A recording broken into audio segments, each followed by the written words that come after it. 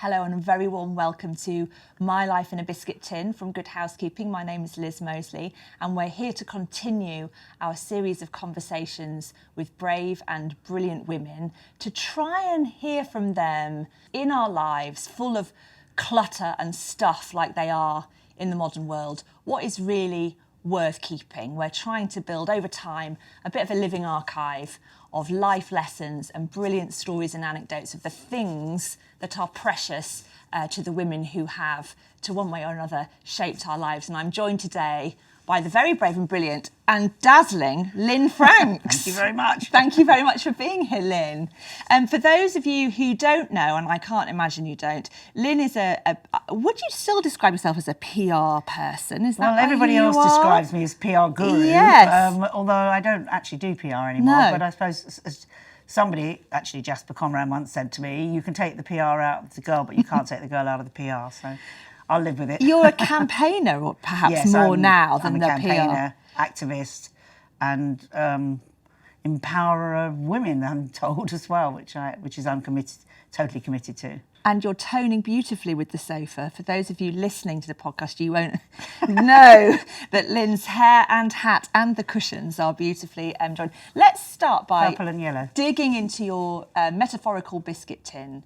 To have a start, maybe we start with the campaigning. You've brought something along that talks a bit to that part of your life. Well, I have, in fact, and this year, yes, I am putting on, together with others, a big event in September, celebrating 30 years since I did it last time, called What Women Want. Okay. 30 years ago, I took over the South Bank, or I got offered and given the South Bank to do what I wanted. It's amazing. So we had workshops and talks and exhibitions about all aspects of a woman's life, including how to use the internet, amazingly, because now we'd be looking at how to use AI.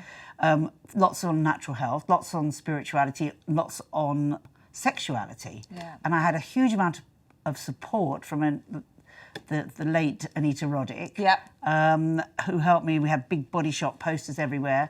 And I did a fantastic concert, I must say, with also the late Sinead O'Connor, who helped me put it all together. Chrissy Hind was in it, Joe Brand compared, Jermaine Greer popped up unexpectedly. Well, she wasn't unexpected to me because I organised it, but her voice was on Sinead's album at the time, Universal Mother, and so I sort of persuaded her to come all the way up from wherever she lived at that point in the country and read the speech out she did on Sinead's album, which she didn't even remember, which starts off saying, the opposite of patriarchy is not matriarchy but fraternity, which is always such a great quote. Yeah. And the concert overran by about an hour and a half at the festival hall, and it was packed out, and even those rather lovely sedate people that handled the doors were all on their feet dancing. It was amazing. The thing that's in the tin Yes. is a book, a paperback book. It's sort of a bit bigger than a checkbook, as was, for those people old enough to remember checkbooks. And it says what women want. The quote on the front of it, contraceptive pills for men, and then to poverty and inequality in women's employment, two things that what women were saying they wanted. Changed. I think we're still asking for those things now. Why in 1995, the first 95? Yes, it was that's 95, 30 years, yeah. Why did you pull this amazing thing together then? What was the thing in you that thought, this is the thing I'm going to put my time into? Well, I sold my big PR company, which at that point was doing sort of everything in fashion, and that was where my reputation came. And I I will say, that's supposedly when I was the inspiration for Absolutely Fabulous, and of course Jennifer and Dawn were great friends of mine, so I can't say it wasn't. But anyway, so that whole period of the 80s, well, previous to that, was very much the time of sort of fashion and craziness. And then I sold the business and I started getting involved in women's initiatives. I chaired a women's radio station where I did my own show, Frankly Speaking, and interviewed lots of amazing women, which is now my podcast also.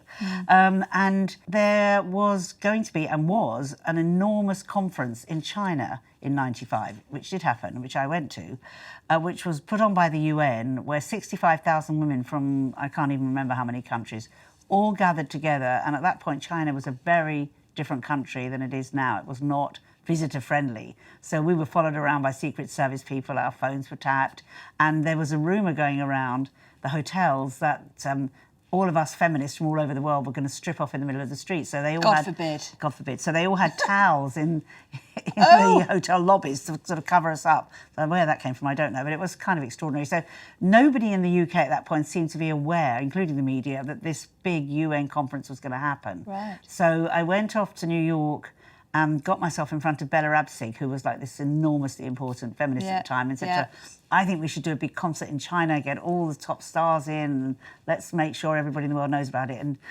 she was very friendly, but she kind of wanted her daughter to run it all. And then I thought, well, actually, why don't we just do this in England? So that's where it all came from. Okay, got it. And from the event came this postcard campaign, because we didn't have digital in those days, of course. And in this book is the content of the postcards. Is the content of the postcards. So it's what women wanted 30 years ago. After page of what was obviously been written in somebody's hand in a biro. Yes.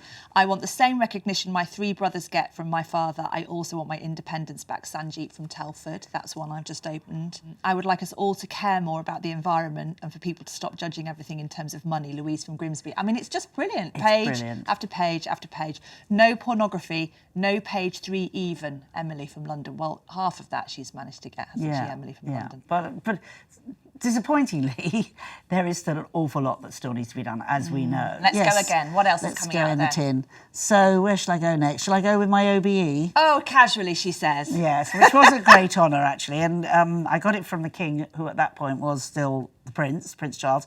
And I had worked with the Prince's... I have worked with the Prince's Trust with disadvantaged young people. Yeah, it's a bit grumpy. It's rather lovely, actually. I left it open on a shelf. It is a rather lovely thing. Yes, and are they always that colour? I don't know. Do you get to pick what colour you get? No.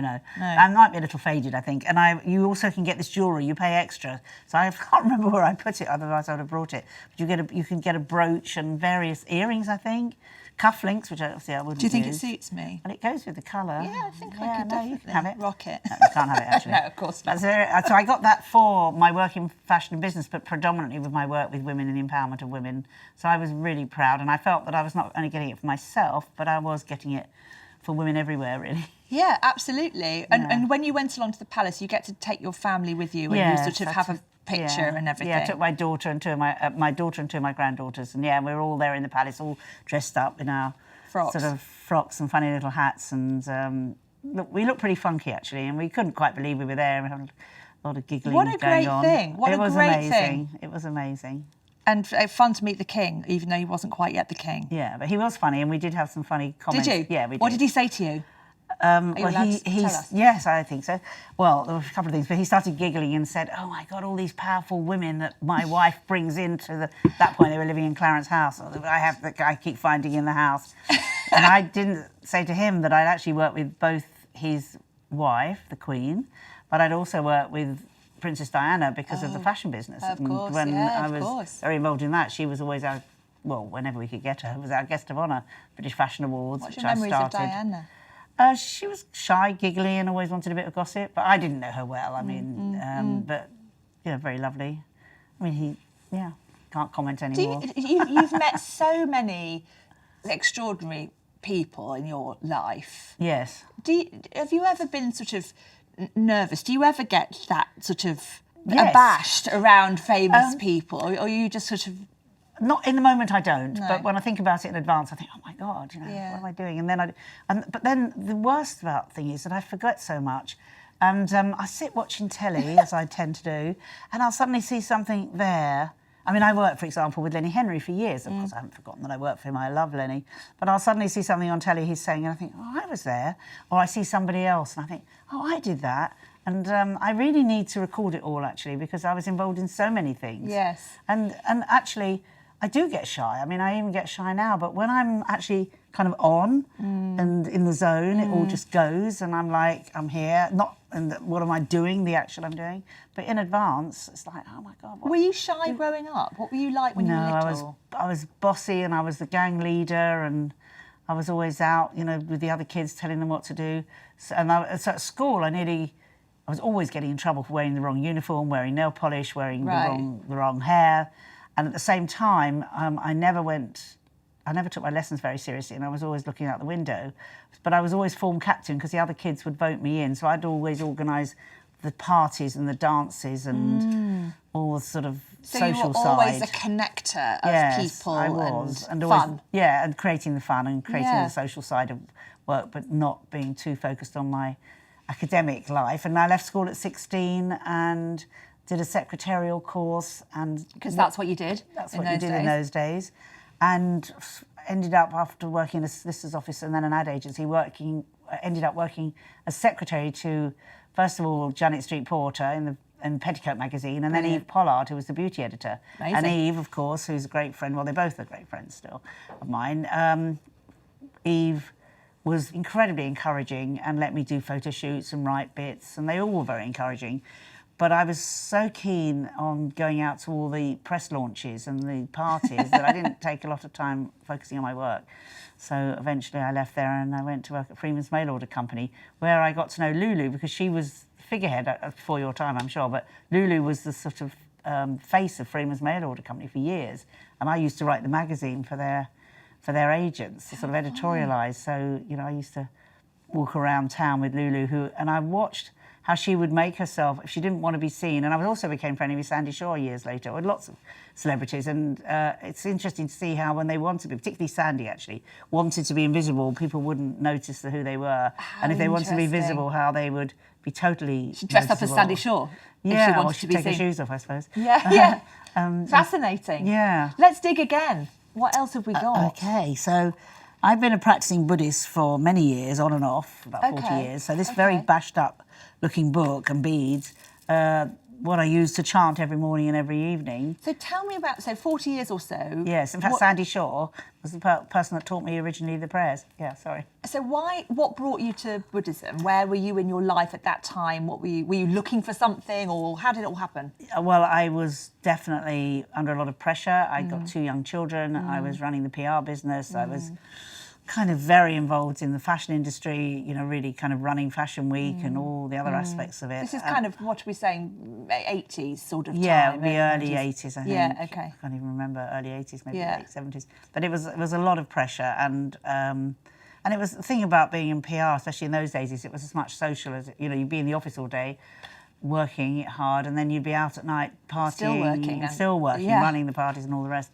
So it was a lot of pressure, and I'd be rushing around, and it was the Ab Fab day, so I'd be running around to get a massage, arrive there late, lie in a panic on the massage table thinking where I ought to be, and then rushing back to where I was supposed to be going, and just generally needed a bit of help. And I originally met it in New York. I had very close friends in New York who were practicing Buddhists, who were in the fashion industry, also passed away.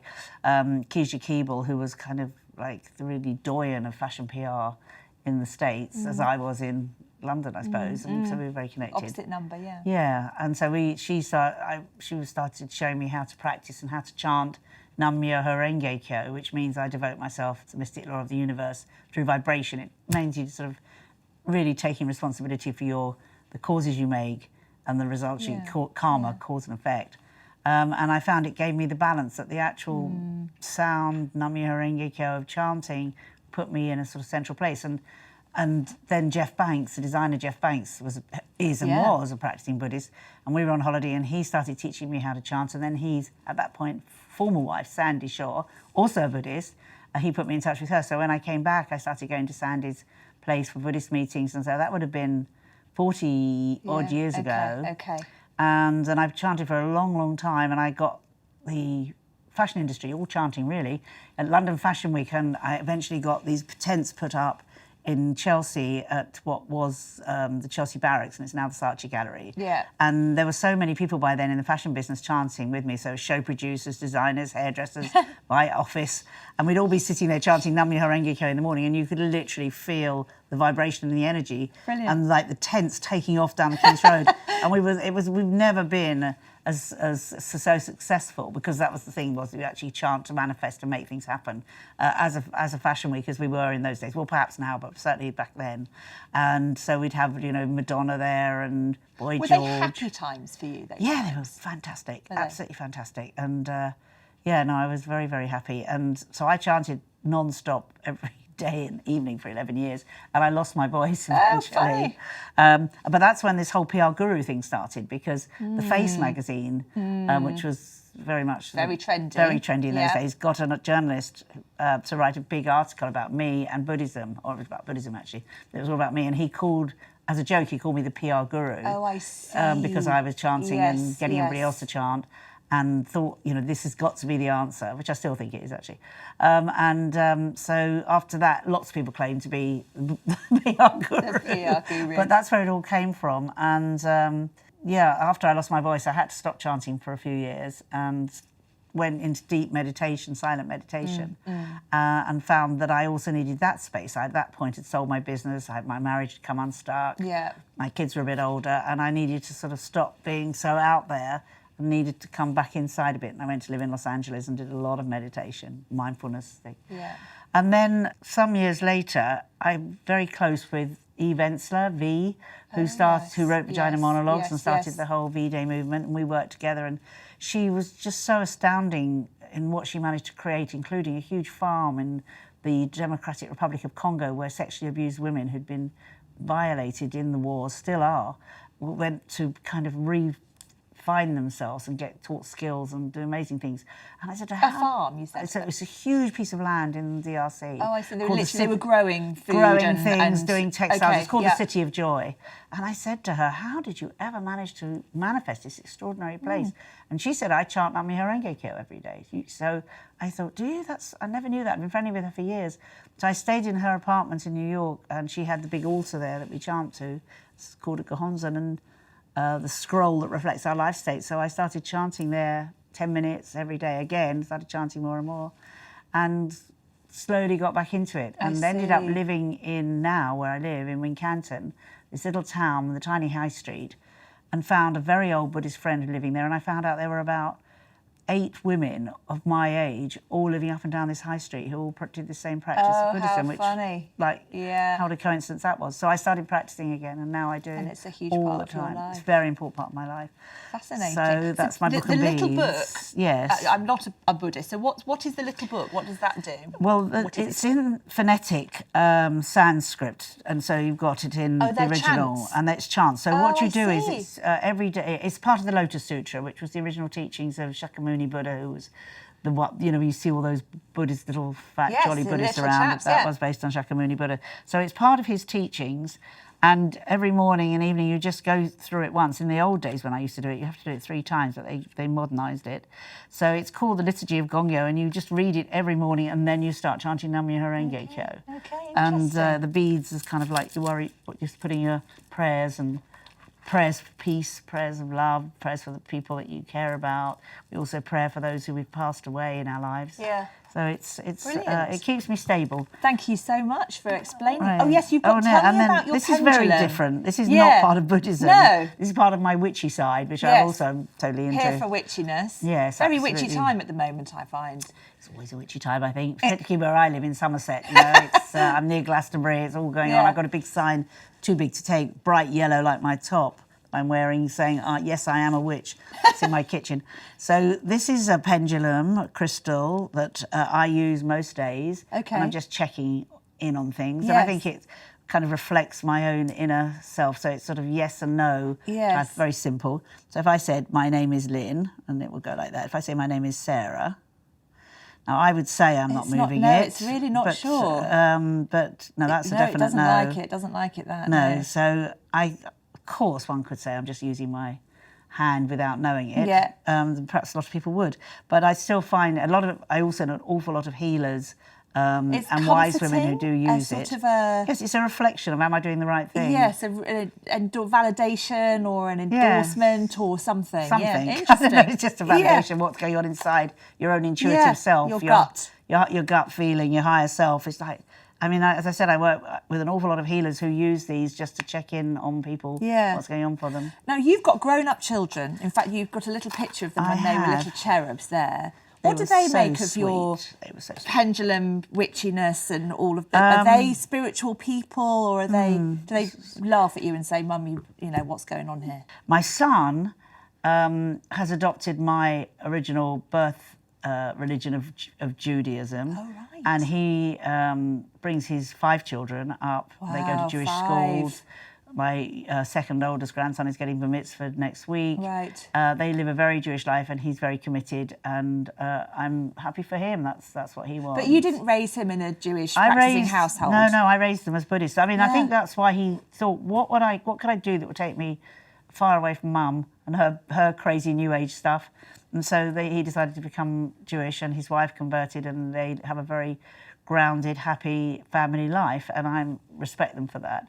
Whereas my daughter, who's 2 years younger, they're both in their late 40s now, she follows much more what I do, and she herself is a teacher of 5 rhythms ecstatic dance, as well as owning with her husband a number of health food stores in Oxford. So she's really... she studies herbalism. Yeah. She's connected with Mother Earth. So my granddaughters, who are 18 and 21, as I mentioned before, I think I gave one of them a pendulum not long ago. Right. So they're kind of more into that stuff that I am. Interesting. It is interesting. And was it ever challenging when your son made that call to raise his family in a Jewish household? I think I was surprised, but I really want to support him in whatever he decides to do. He's a fantastic dad, and the kids are gorgeous. Yeah. They don't particularly look Jewish. His wife's Kiwi, and they're all some of them are very Auburn, very ginger kids. They're beautiful. Every one of them's different. Every one of them's gorgeous. They go between the ages of 15 and 7. I bet you're a fun granny to have. Are you granny? Are you gran? What do they call grandma. you? Your grandma. Well, I don't see as much of them as I'd love to, because they're in London and I'm in Somerset. Yeah, of course. I don't say am I fun. I mean, I love my oldest grandson, and I spent time going to all the trendy shops about a year ago, because it was his mitzvah, looking around about getting the latest trainers and the latest whatever it was that he wanted. I'm not a fun one, like I roll around the floor. Do they know? You're full of stories. I mean, you've experienced things lots of people never see. That's why we're talking here today, to get some of that out. Do they know how? It's hard sometimes maybe to ask questions of people you're close to in your family to get that stuff out. No, I don't think they do at all. I was thinking that I should make a sort of living will at some point and tell them what I do, and get them down to Bristol. They'll get a sense of it then. Well, yeah. I mean, they come to my house. They do see all the stuff around. They just take it for granted, I think. Yeah. It's interesting. It is interesting. I mean, I think the older 2 girls are much more aware. Yeah. And then I have my son's got 4 boys and 1 little girl who's a gorgeous Betsy. And I remember we went to a bookshop and I encouraged her to buy a witch's book, and we talk about being witches and things. She's about 8 now, 9 now. So she gets that. So I do sort of encourage them into magic and mystery. Yes, you lure them in. Yeah. Good. Now, Lynne, before we go on and talk about the little book that you've got in your hand, we're going to talk about these. Oh, yes. In My Life in a Biscuit Tin, we ask our guests to say what their favourite biscuit is. And I have to say, I don't think that's a biscuit. No, it's a cracker. I have to say, it's a cracker. You're a non-biscuit person, never a jammy dodger, never a Jaffa cake, no. Oh, I used to love Jaffa cakes, but no, I did contemplate, should I suggest Jaffa cakes, but no. I mean, basically, it's not that I don't love sugar, and I'm a total chocolate freak. Are you? Yes, but I try and have like really good chocolate, raw chocolate and things, and I'm very aware of what works for my body and what doesn't, and I eat really well and organic and... look after yourself. Yes, I look after myself. So I actually do love those crackers, and not only are they good on their own, but, with cheese, goat's cheese, you can put them in a bit of hummus. Yes. I am going to be honest about what I think about it. Ready? Go ahead.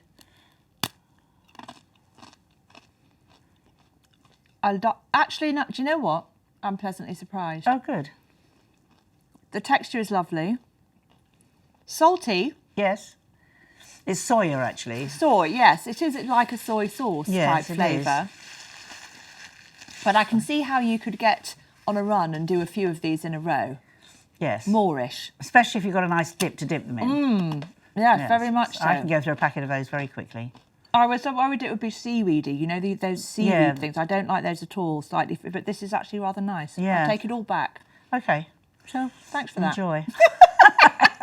Okay, tell me about the little book. Okay, so I bought this little book not because this is one of my most valuable possessions, but because it represents my dog Bear, and it's exactly the same. It's by Beatrix Potter. It's The Tale of the Pie and the Patty Pan, and a friend of mine found it and gave it to me. And I don't know if you can see this image here, my bear's a Spitz, which is one of the cutest dogs ever, apart from a little bit of yappiness. But that's because he feels he has to protect me and be my guard dog at 2 a.m. But he is absolutely gorgeous. So, of course, if I couldn't bring him today up on the train, and he'd be wriggling around in the biscuit tin. But I would not go anywhere. There he is. I mean, he's a little black. How he's exactly old is like he? that. He's about 3.5 now. Okay, so he's still quite a baby, Yeah, he's really. quite a puppy, and he is my baby. So. Have you always been a dog person? Yes, I have a cat as well. I actually have a white cat as well. And I sort of sleep at night with one of them on one side of me, the other, and I'm just sort of squashed in the middle. And they decide what they want to do, if they want to walk all over me or start, as I say, he starts yapping in the middle of the night. But I love him to death. And but particularly Bear, because he's like my kid. I had another dog for years called Noodle that sadly passed away about a year ago, who was like a small lab. And she was like my best friend. And she definitely had a different personality, not only as a breed, she was a small lab, but also because she was a bitch. And I don't know, it was a different relationship. Whereas he, as a little boy dog, is like more like a naughty son. Not that I want my son to hear me say that, but he's like having a naughty kid around. Yeah, interesting. And he's adorable, so that's really important to me. Oh, bless Bear. Yeah. Well, maybe we'll meet Bear in the fur one day. You will. You will. I nearly did bring him today, but I just couldn't. I'm not sure that the posh London hotel would be thrilled at the prospect of Bear in their smart hotel room. With his sort of habits, but no, definitely not. But you will meet him. And okay, let's dip again. Okay, so SEED. Yes, SEED, this is of important. Course. This Huge is very part of your important. life. Huge part of my life. So I wrote this book. This is not the original version. The original version looked like that, full colour with wonderful illustrations. Let's have a by little Anne flick through. Field. Are these the original? Oh yes. No, look. that's not. That's just a small book called the SEED Manifesto. Okay. So the big book was a bit big to bring down on the train, to be honest. But this is the latest version, and we still sell these because it really hasn't changed from when I wrote this 25 years ago. Gosh. The SEED Handbook, The Feminine Way to Create Business. It was the first book written about women, for women, and how to start their own small sustainable business from their kitchen table. And I was living in LA at that point, and I was running, once I'd sold my PR company, I went to live in LA, for some mad reason started another PR company, but really was committed and focused on women and how they could, and I was aware that there would be more and more women changing their lives and how they could change their lives by creating an income which didn't really mean they had to be working in the corporate world. Yes. And, or maybe it was a side hustle, but whatever it was, they would be starting to do something that was more aligned to their values. So I wrote this book in California, but it came out all over the world fairly quickly. I launched it in Bloomingdale's in New York with big windows with the SEED Handbook all over it. And then I did workshops in Bloomingdale stores all over California, which is kind of extraordinary because they don't even sell books. I don't know how. I mean, I have got something we say in Yiddish, it's called chutzpah, which means amazing cheek. Great word. And I can't think of a word in English that describes it. And I don't even know kind of myself. Like gumption a bit, isn't it? Well, it's sort of... I don't know, it's cheek, really. Cheek, it's having the cheek to go into head of marketing for Bloomingdale's and say, I think you should launch my book about women entrepreneurs here. And they go, okay, good idea. You can have all the windows in Madison Avenue or wherever it was in the middle of Manhattan, and you can go and do workshops and talk to women. I've got a film where I talk about the revolution going on of the sustainable entrepreneur, mainly women. And here I am in Bloomingdale's talking about it on the second floor, surrounded by closed rails. Yes. So the book did really well, and I am still told by so many women that come up to me all the time or write to me and say, I bought your book 25 years ago and it changed my life, because it gave them the confidence to feel they could start their own sustainable business based on their values. So there's a lot of stuff on personal development with SEED. I've just opened at a totally random page, and this line, never be too caught up in your work or your fear to laugh. Keep humour. I think the main line, which you go, is keep humour and laughter. Because they've all got, there you go. Keep humour and laughter as vital ingredients of my business plan. Exactly. So it's very much about your personal life, your personal development, your growth, self-confidence. And that became an enormous amount of content. It got developed into becoming training programmes, coaching programmes, and was delivered, and has been delivered everywhere, from women's prisons, African villages, corporate boardrooms. I created women's leadership at McDonald's using SEED programmes. I mean, it really did grow into lots of different ways. Is this the thing you're most proud of all the things you've done? Yes, it is. I mean, I of course love what women want, but as a one-off, well, now it's not a one-off because we're doing it again. But SEED has grown and grown and grown, and it's become a movement of change for women to have the confidence to know they can work from home and they can do things that really are aligned with their values, and they can make an income. And what's changed, I think, with SEEDs very strongly is that it's become more and more about collaboration and leadership in community. So literally last night I did an open Zoom to people that have worked with me over the last few years, and we had about 50 women online, all saying where do they want to go next. And what they want is they want to have a safe space where they can share and be heard and be seen by like-minded women, very specifically. They feel safer that way. You don't mean that they're going to be attacked, but just that they can share. And then from there, they would like to empower other women. So I've started working with a charity in Wincanton, the Balsam Centre, where I work very closely. I work with Somerset Council, mentoring teenagers in the colleges and schools. And I've also started work with the Nelson Trust, who are going to be involved in What Women Want, which is a very big charity all over the Southwest. Themselves, they're celebrating their 40th anniversary this year. And they work with men, but predominantly women either from prison or abused, sex workers, that have had sexual, that have had drink and drug issues, women that really need help. And we're going to start working together on finding out, what do these women want? What do they want in their lives? And how can I help create a mentorship program for them where they can start not only getting their own lives in a bit of a better way, but actually then start mentoring other women, so that because they understand the issues, the problems, what's happened, and what's created the world and the life they've had. So how can they help others? So we're literally starting this spring working with Nelson Trust specifically, and they're in most big cities throughout the Southwest, and the different issues in different cities, on what we can do with SEED and how they themselves can take it and teach and mentor through it. So, for example, in Bristol, where we're doing the event, it tends to be younger women they look after, many of whom have been sexually abused. Bristol was one of the cities that were named as having all these issues with young women being groomed and then raped and so on. I'm going to start in Bridgewater. That's sort of older. It's mums with the issues of how do they, still take responsibility for their children, make sure they collect them from school, be there for them. But at the same time start creating some kind of income for themselves. So that's where we're starting in a few weeks, actually. So I'm very proud of and all the women that have got, you'd think all the women that have got what they need in life, but nobody has, actually, and everyone's got a story, want to help work with other women too. Lynne, you look great, and you obviously care about how you look after yourself in order to keep your energy levels high for things like this and for what, giving. You're obviously still super driven. Yes. How do you look after yourself? Because you could just work yourself into the ground. Yes. That's occurred to me. And I have lost, as I've referred, a lot of my friends have passed away. Lots and lots of them. So how do you keep that motivation going? Well, Will there come a day when you just think, actually, do you know what? I'm just going to sit down for a bit. It's quite nice sitting down here in this hotel. I do ask myself that as well. I think I decided recently I'm definitely ADHD, that's one thing. But I think I do get very passionate about things I believe in. I'm 76, I can't go on forever, this speed, but at the same time, there's a lot of work to do, and whatever I can do, and I see it as service, really, I'm totally committed to.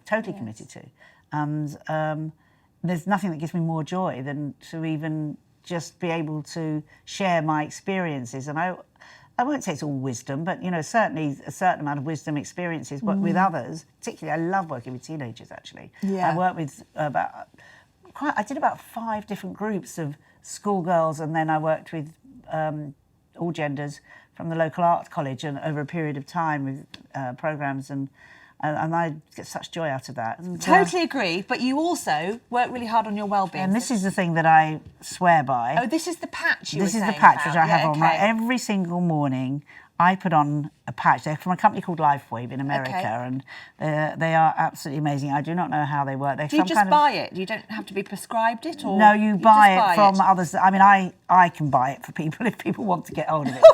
Because it kind of goes through a network marketing thing. Oh, but I get it from a friend. I found out about it through people in America. I was working with a group of people, and they were all like in their 70s and 80s, and they all looked incredibly young and had loads of energy. And I said, "How do you do it?" And they said, "Oh, we're on the patches." So this is like a cult thing. I can't even tell you. See, they're very, very thin. I hope we're not accidentally promoting an actual cult here, Lynne. No, we're not. The legal team on me. They work as yes, sort of. It just looks like a little photon. It's like a photon. HRT patch sort of thing. Yes, or even thinner. And they work as a kind of sort of in a photon type way. Okay. And they reflect back your own energy back into your body. Last thing in my little biscuit tin is that my grandmother ran a little hotel in the war called Regent Court Hotel in London, in Margate. Oh, wow. And so they've all got inscripted on them Regent Hotel Cliftonville. And I have inherited this stainless steel, beautiful cutlery. It is nice. Survives my dishwasher and everywhere else. Yes, and I use them in my own B&B because I have a B&B in Somerset, SEED Hub. So we've got a cafe there and we do events and retreats. So that I use them there, and they're my grandmother's. So I think, so that's sort of like the 40s and the 30s. So how long ago is that? We're nearly 100 years old. Yeah, how lovely. Gladwin Limited Sheffield trademark, good Sheffield cutlery. Yeah, good Sheffield cutlery. And you're right, it's got its little engraved Regent Hotel Cliftonville. Yeah. And they're lovely, they feel heavy. Yeah. I can imagine having a really good They are. They are very nice and pleasant to use, very easy to look after. And also wonderful for me to be able to use my grandmother's cutlery still. Well, that is just the loveliest place to end. Lynne, it has been such a pleasure chatting to you. We could be here for another hour easily. We could. And more still. But we're delighted you've asked us at Good Housekeeping to work with you on What Women Want. I'm thrilled to be working with Good Housekeeping. Can't wait for September, Bristol gig. We'll have a drink, we'll have a boogie of chocolate and maybe a rice cracker as well. But it's been a real pleasure. Thank you so much. Thank you so much. All the best.